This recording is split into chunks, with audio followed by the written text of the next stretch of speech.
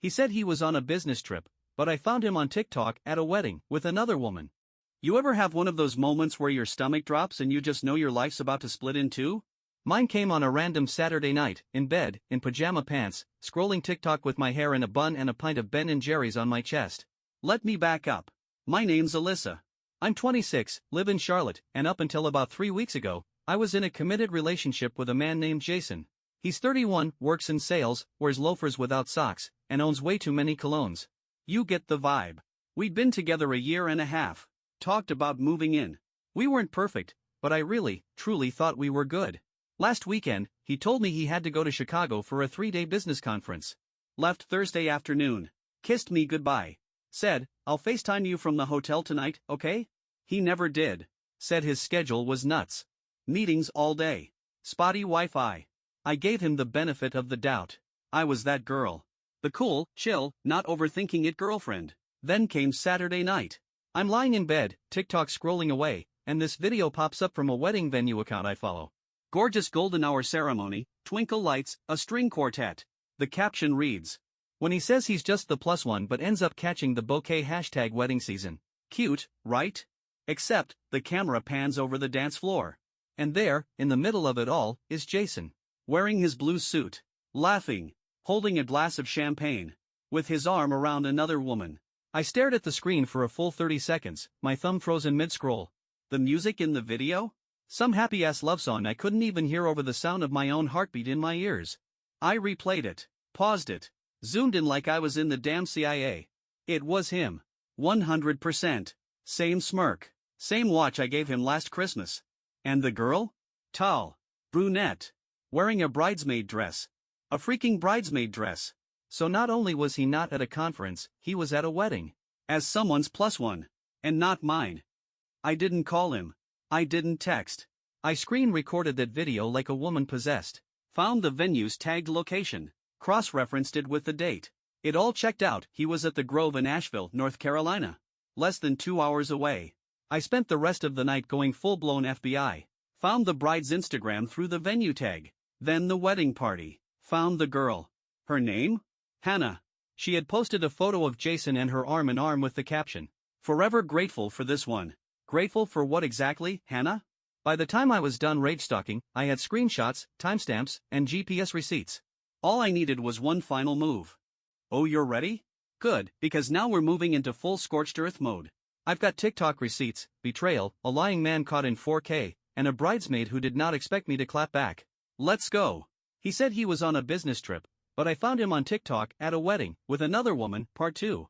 So after hours of rage stalking and building the world's most emotionally charged digital evidence folder, I decided I wasn't going to play it subtle. I was going to play it smart. Jason texted me the next morning like nothing was wrong. Morning babe, conference has been crazy. I miss you. Flying back tonight. I stared at that message like it was written in invisible ink, like I was missing the punchline. So I replied. Ah, that's sweet. Hey, funny question. What's the venue name again where your conference is being held? My coworker's planning a trip and wants Rex. He didn't respond for 45 minutes. Then came. Oh shoot. I'll have to check, we're bouncing around different locations. Right. Bouncing. Around. In a bridesmaid's arms. I didn't say anything else. I waited until that evening, when he said he was boarding his flight. Then I hit send. Boom. A screen recording of the TikTok. The video where he's twirling Hannah on the dance floor with a champagne flute in his hand like he's the damn star of a Nicholas Sparks movie. No caption. Just the video. Let it speak for itself. 30 seconds later, the little typing bubble popped up. Then disappeared. Then came back. And all he sent was, I can explain. I swear I laughed so loud my upstairs neighbor knocked on the floor. Meanwhile, enter Hannah. Yep. The bridesmaid. The next morning I wake up to a DM request on Instagram. From her.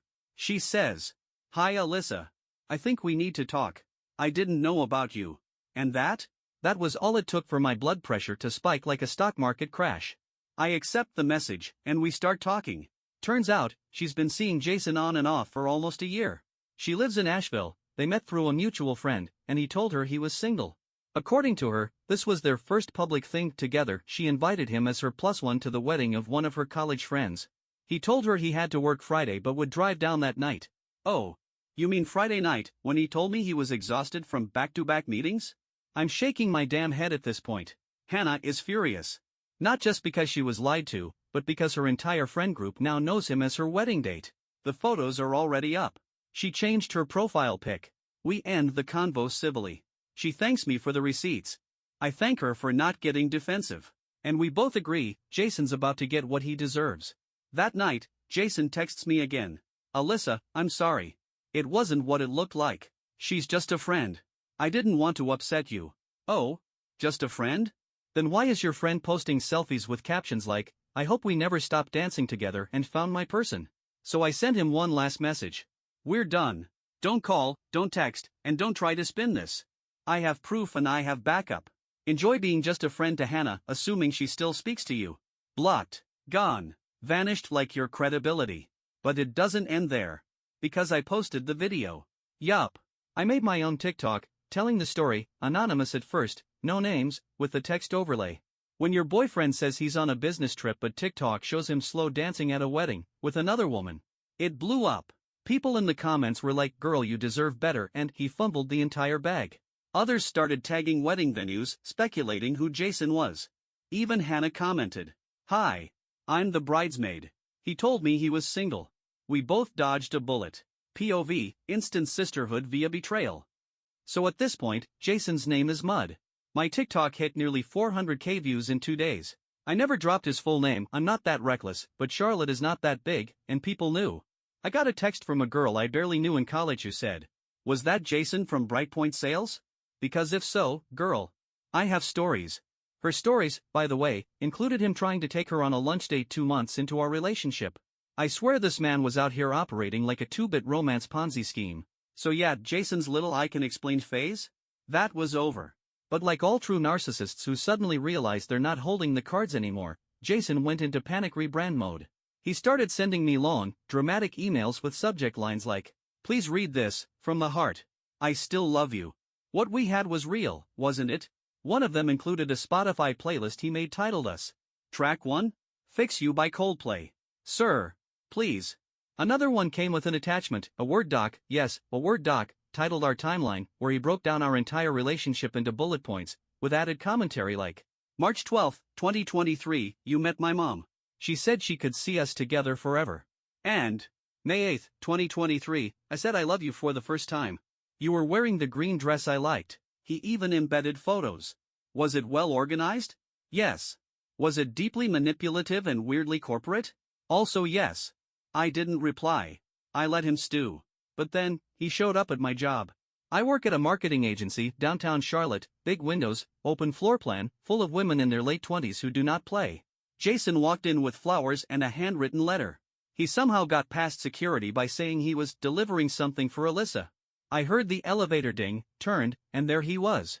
Standing at the front desk like a scene from a Hallmark movie if the main character was a lying, cheating wedding crasher. My coworker Jasmine whispered, girl. Is that him? The TikTok dude? I stood up, walked over, and in front of my entire floor, I said, Jason, you need to leave. Now. He tried to hand me the flowers. I didn't touch them. Just turned to our office manager and said, he's not authorized to be here. Can you call security? You'd think that would be the end of it. Nope. That weekend, I went to my friend Naomi's birthday brunch. We took cute pics, laughed about work drama, and I posted a little carousel on Instagram, one of those mimosas and healing energy type deals. 2 hours later, Hannah texts me. Did Jason just comment on your post? I check. Y'all. This man commented under my brunch photo. Glad you're smiling again. That's all I ever wanted. Boy. That was the final straw. So I did what any girl with a broken heart and a petty streak would do. I messaged the wedding venue. Told them they had posted footage of a man who had lied to 2 women, faked a business trip, and used their event as the backdrop for a double life. I didn't demand they take it down, I just said they might want to know what happened. They replied, thank you for letting us know. This is unfortunately not the first time we've had someone discover infidelity through our content. We've taken the video down and wish you healing. I cried. Not because it was sad, but because someone believed me. No gaslighting. No trying to minimize it. Just support. Then I Venmo'd Hannah $50 and wrote in the caption, for wine, snacks, or emotionally deleting his number. Sisters in survival clinking glasses. She replied with a heart emoji and a photo of a bottle of rose. It's been a few weeks now. Jason is, who knows where. I blocked him on everything. I heard he switched gyms. Deleted his TikTok. I assume he's in a corner somewhere writing our timeline part 2. As for me, I feel free. I thought losing him would wreck me.